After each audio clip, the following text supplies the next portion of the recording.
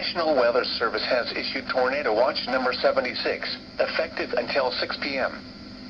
This watch includes the following counties in Illinois: Alexander, Franklin, Hardin, Johnson, Massac, Pope, Pulaski, Saline, Union and Williamson, and Ballard, Kentucky.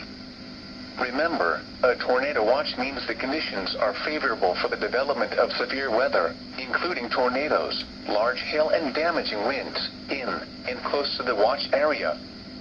While severe weather may not be imminent, persons should remain alert for rapidly changing weather conditions and listen for later statements and possible warnings.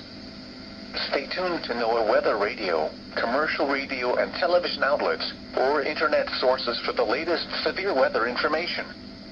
Repeating, Tornado Watch number 76 has been issued from 12:10 p.m. until 6 p.m. for the following counties in Illinois: Alexander, Franklin, Hardin, Johnson, Massac, Pope, Pulaski, Saline, Union and Williamson, and Ballard, Kentucky.